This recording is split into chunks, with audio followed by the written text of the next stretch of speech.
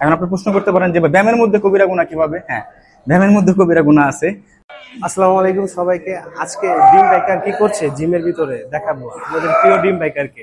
আসুন। আর ও তো সবসময় ইসলামিক জ্ঞান দেয়, একটা ইসলামিক প্রশ্ন করব।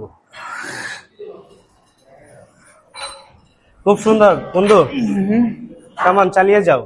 কিছু কথা ছিল, বলা যাবে? হ্যাঁ, বলো। আচ্ছা, 1 মিনিট, এই সেটটা শেষ হোক বলতেছি।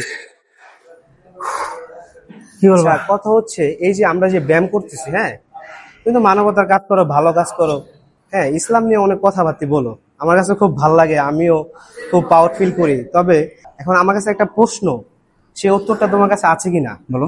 প্রশ্নটা হচ্ছে, এই যে আমরা জিম করছি, ব্যায়াম করছি, ইসলামিক দৃষ্টিতে এটা কি জায়েজ না নাজায়েজ?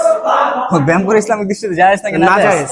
খুব সুন্দর প্রশ্ন করছো, যদিও আমি ওইরকম উত্তর দিতে পারবো নাকি জানি না। আমি মানে এই সম্পর্কে আমার জ্ঞান খুব মানে অল্প, একদম সামান্য। তারপর আমার এই সামান্য জ্ঞানের তুলনায় আমি যতটুকু জানি যে ব্যায়াম করা খারাপ কিছু না। তবে হ্যাঁ, এটা দেখতে হবে যে ব্যায়ামের মধ্যে আপনি কবিরা গুনাহ করেন কিনা।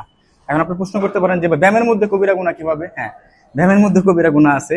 আপনি ধরেন ব্যায়াম করতেছেন, আপনি 3 কোয়ার্টার প্যান্ট পরে আছেন বা 2 কোয়ার্টার প্যান্ট পরে ব্যায়াম করতেছেন। আমাদের সমাজে অনেকে আছে ব্যায়াম করে যে 2 কোয়ার্টার প্যান্ট পরে ব্যায়াম করে, ঠিক করে না? হ্যাঁ, অনেকে হাঁটুর উপরে। তো হাঁটুর উপরে তুমি হাঁটু দেখায় ব্যায়াম করবে, এটা জায়েজ নাকি নাজায়েজ? না, এটা অবশ্যই ইসলামী দৃষ্টিতে নাজায়েজ। নাজায়েজ। তুমি হাঁটুর উপর ব্যায়াম করলে হবে না, এই একটা। আরেকটা হলো, তুমি মনে করো বিভিন্ন রঙ্গলীলার গান ছেড়ে গানের তালে তালে ব্যায়াম করতেছো, এটাও তোমার শয়তানের ধোঁকায় পড়ে করতেছো। ব্যায়ামটা খারাপ কিছু না, আপনার শারীরিক ভাবে সুস্থ থাকার জন্য ব্যায়াম আপনার প্রয়োজন। আর আমাদের নবী করিম সাল্লাল্লাহু আলাইহি সাল্লাম সুঠামদের অধিকারী ছিলেন, তিনিও সাঁতার কাটতেন, তিনিও ব্যায়াম করতেন। হ্যাঁ, তিনি তার সাহাবীদের নিয়ে সাঁতার কাটতেন, আমরা সবাই জানি না। হ্যাঁ, সাঁতার কাটতেন, খুবই পছন্দ করতেন। তো ব্যায়াম আপনার সুস্থ থাকার জন্য ব্যায়ামটা জরুরি, বাট সেই সুস্থতার মধ্যে আপনি অসুস্থতা কিছু নিয়ে আসবেন, সেটা আপনার কাম্য হবে না। আপনি বিভিন্ন রঙ্গলীলার গান বাজিয়ে আপনি ব্যায়াম করবেন, সেটা আপনার না যায়। ওই ব্যায়াম করার থেকে না করাই ভালো। আপনি এখন অনেক জিমে আছে নারী পুরুষ একসাথে ব্যায়াম করা, হ্যাঁ, নারী পুরুষ একসাথে মেলামেশাটা না যায়, এটা ঠিক না। হ্যাঁ, ওই দিক দিয়ে যদি আপনি চিন্তা ভাবনা করেন যে ওই দিক দিয়ে ব্যায়াম করাটা ঠিক না, হ্যাঁ, জিম করাটা না যায়। যদি আপনি নারী পুরুষ একসাথে ব্যায়াম করেন, আপনি হাঁটুর উপরে কাপড় উঠায় ব্যায়াম করেন, আপনি বিভিন্ন গান বাজনা সুরে সুরে ব্যায়াম করতেছেন, এই ধরনের ব্যায়াম যদি করেন, আপনার ব্যায়াম না করাটাই ভালো।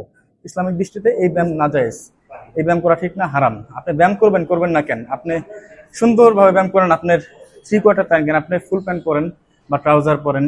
আপনি ধরেন যে গান বাজনা শুরু ব্যায়াম না করে আপনি যে কোনো একটা গজল ছেড়ে গান করতে পারতেছেন, যেহেতু আপনার কিছু শুনতে ভালো লাগতেছে, বা কোনো ওয়াজ নসিহত সুরে আপনি ব্যায়াম করতেছেন, এই দিক দিয়ে ব্যায়াম তোমার করা জায়েজ। বাট দেখতে হবে যে তোমার শরীয়তের কোনো লঙ্ঘন বিধান হয় কিনা, সেটা তোমার ব্যায়াম করা জায়েজ হবে না।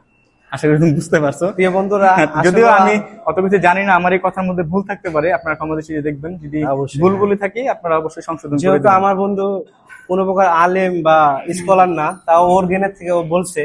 তবে প্রিয় বন্ধুরা, আমি একটা কথা বলবো, যা বলছে ইসলামের দৃষ্টিতে এগুলো আসলে নিষিদ্ধ, ঠিক আছে? তবে ব্যায়াম করা অতি জরুরি। প্রতিদিন সবাই 1 ঘন্টা হলে প্রতিদিন ব্যায়াম করবে। সবার কাছ থেকে বিদায় নিচ্ছি। আসসালামু আলাইকুম।